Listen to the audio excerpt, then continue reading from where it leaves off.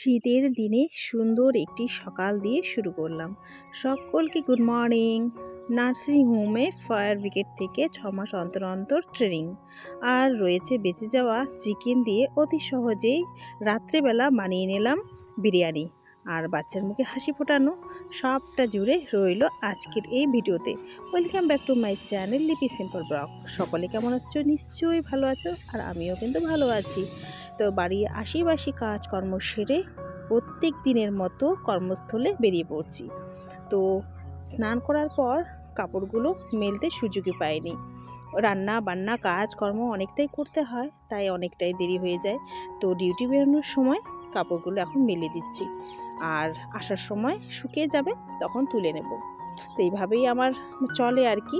তো শীতকাল মানে কিন্তু ছোট দিনের বেলা, সবটাই এইভাবে ম্যানেজ করতে হয়, নইলে কিন্তু পারা হয়ে উঠবে না। তো চলো, আজকে সাথে থাকো, পাশে থাকো, আর সকলে একটু ভালোবাসা দিও। তোমাদের ভালোবাসা কিন্তু আমাকে নতুন আশা জাগায়। তো চলো দেখতে থাকো আজকে কি কি হতে চলেছে। আর প্রথমেই শুরুতেই বলে দিলাম আজকে ভিডিওতে কি কি তোমাদের সঙ্গে শেয়ার করব। কাপড়গুলো মেলে দিলাম, আর বাড়ির সমস্ত কাজ শেষ আর কি। অনেক যে ডিউটির জন্য বেরোলাম। সকাল থেকে যা তাড়াহুড়ো শুরু হয় কি আর বলবো।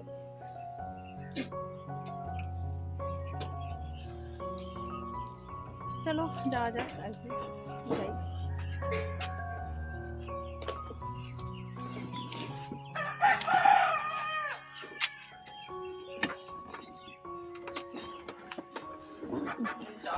প্রেস করলে বেরোতে থাকবে, কিন্তু এটা প্রেস কি 4 সেকেন্ডের মধ্যে এটাকে অন করতে হবে বা অফ করতে হবে। কারণ এর মধ্যে একটা CO2 ভরা আছে, যখন এটা ডিসচার্জ হবে 4 সেকেন্ডের মধ্যে যদি বন্ধ না করতে পারি তো শুষ্ক বরফের মতো বেরোতে থাকবে। এই জন্য এটা চালানোর খুব সিস্টেমটা খুব ডিফিকাল্ট। মানে কি বললো বুঝতে পারলেন তো? মানে আমরা যে মেন সিলিন্ডারটাই আগুনের দিকে একদম ইউজ করতেই থাকছি, তখন দরকার হচ্ছে এটা করতে পারছি, কিন্তু এইটাতে যখন আপনাকে ইউজ করতে হবে এটা 4 সেকেন্ড অন রাখতে পারবেন ম্যাক্সিমাম, আবার অফ করতে হবে, আবার 4 সেকেন্ড অন করতে পারবেন, অফ অন করে এটাকে ইউজ করতে হবে। এটা ইউজ করার সিস্টেম এটা। যদি এটা আমরা না করি, একেবারে খুলে দিই, তাহলে হয়তো 10-12 সেকেন্ড পরে এর ভিতরে গ্যাস থাকা সত্ত্বেও আর গ্যাসটা বেরোবে না। তার কারণ হচ্ছে ওর ভিতরে ড্রাই আইস হয়ে যাবে। কেননা এই কার্বন ডাইঅক্সাইডটাকে অনেক ঠান্ডা করে এর ভিতরে গ্যাস ফর্ম করে লিকুইড ফর্মে রাখা হয়েছে গ্যাস থেকে, ঠিক আছে? তো সেই জন্য ওটাকে ইউজ করার সিস্টেম নষ্ট হবে, ড্যামেজ হবে, এটা নিবে। কিন্তু আমরা ডিসিপি ইউজ করলে আমার যে পাউডার আছে সেই পাউডারটা সেই সিস্টেমের মধ্যে প্রবেশ করে তার মধ্যে ঢুকে নষ্ট হয়ে যেতে পারে। তার জন্য আমরা সিপিটা ব্যবহার করি। একমাত্র ইলেকট্রিক ফায়ার বা ইলেকট্রিক কোনো গ্যাজেটে আগুন লেগেছে আপনাদের বাড়ি কেউ আসুন, ইউজ করতে পারে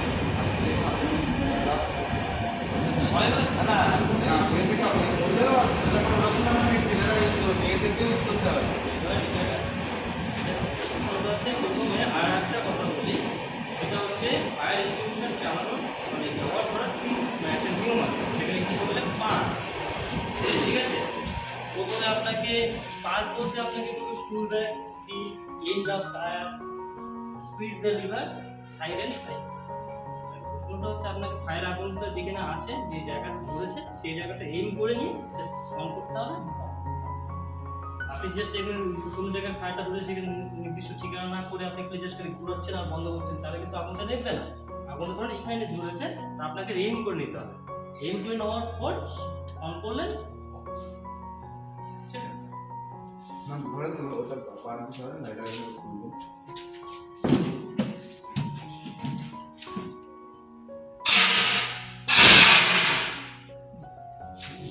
এবার দেখুন কতটা ঠান্ডা হয়ে যাচ্ছে এই জায়গাটা, দেখুন কতটা ঠান্ডা হয়ে যাচ্ছে।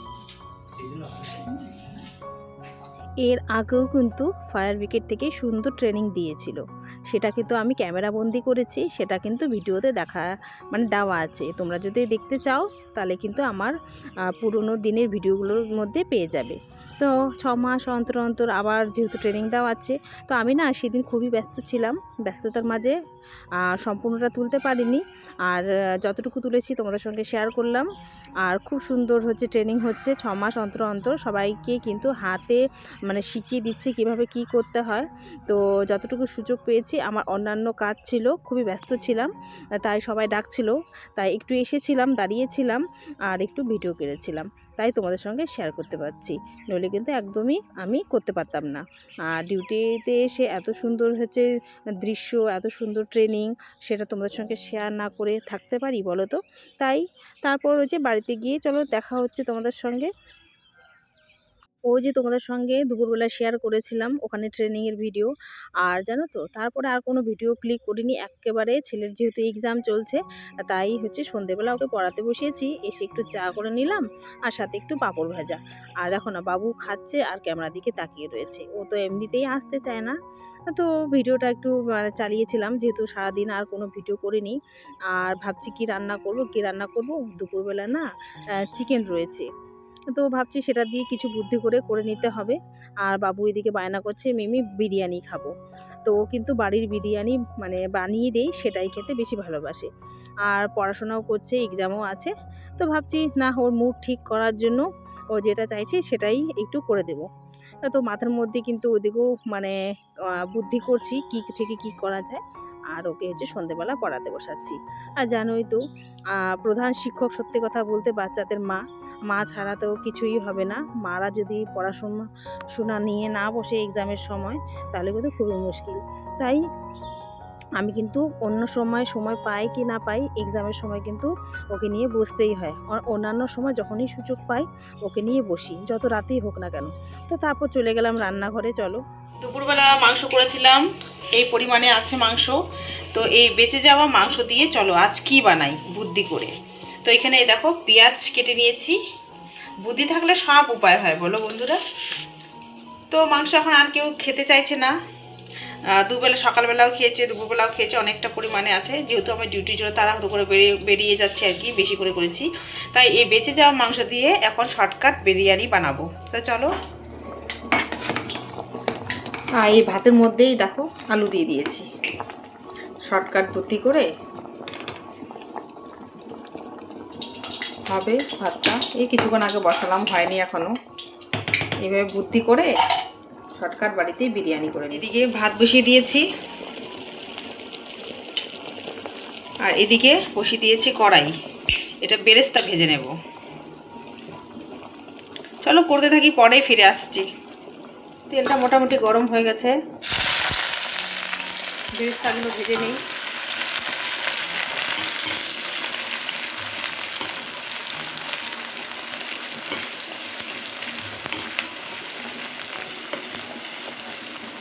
অল্প অল্প করে ভেজে নেব, আর ভেজে নিই, তারপরে ফিরে আসছি। এই একটু আলুগুলো ভেজে নিলাম। এই যে বন্ধুরা, লেয়ার করে নিয়েছি। এখন হচ্ছে বসিয়ে দেবো ধিমি আঁচে, আর এটা বসিয়ে দিয়ে অন্যান্য কাজগুলো করব। আর জানোই তো বিরিয়ানি করতে অনেকটাই সময় লাগে, আর সিম্পলভাবে একদম অতি সহজে ঘরোয়া পদ্ধতিতে। আর বেঁচে যাওয়া মাংস দিয়ে এইভাবে আমি কিন্তু বুদ্ধি খাটিয়ে করে নিলাম শর্টকাট বিরিয়ানি। আর সত্যি কথা বলতে এটা বাবুর আবদারে, ও বলছে বিরিয়ানি খাবো। দোকানের থেকে এই যে বাড়িতে যেভাবে করে দিলাম, তো ক্ষতিও করবে না, ঘরোয়া উপকরণ দিয়ে করে দিলাম। চলো এটা বসিয়ে দিই দমে, হতে থাক, আর ততক্ষণে আমি অন্যান্য কাজগুলো করে নিই। এই যে ধিমি আছে বসিয়ে দিলাম, হতে থাক। চলো ঢাকনাটা খুলে দেখি কেমন হচ্ছে, কি গরম ধোয়া উঠছে, ওরে বাবা। তো এই যে চলো একটু ভেঙে দেখাই। ঝাল বিরিয়ানি, ঝাল বিরিয়ানি খেয়েছিস? এখনো তো খুললামই না। এই যে দারুণ হয়েছে, সেই সেন্ট, ধনে পাতা বাবা। একটু কেটে দেখাই।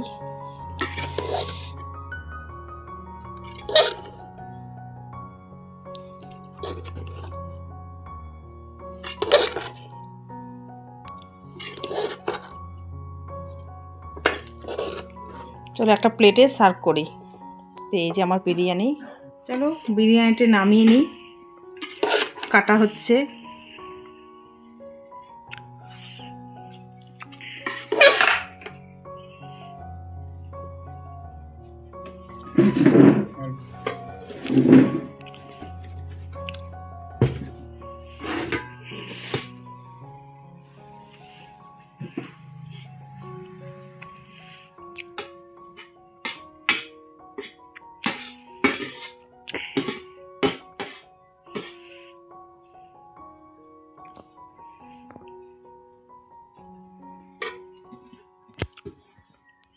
তো এই যে বিরিয়ানিটা তোমাদের সঙ্গে একটু শেয়ার করলাম ঘরোয়া পদ্ধতিতে। এখন খেয়ে দেখবো। আর বাবু কিন্তু বিরিয়ানি পেয়ে খুবই খুশি। যাই হোক, বাচ্চা মানুষের মুখে হাসি ফোটাতে পারলাম, সেটাই অনেক। তো আজকে ভিডিও কেমন লাগলো অবশ্যই কিন্তু কমেন্টে জানাবে। আর ছোটো মোটো সবটাই তোমাদের সঙ্গে শেয়ার করি। তো চলো আজকের মতো এখানে শেষ করছি। সকলে ভালো থাকবে, সুস্থ থাকবে, টাটা।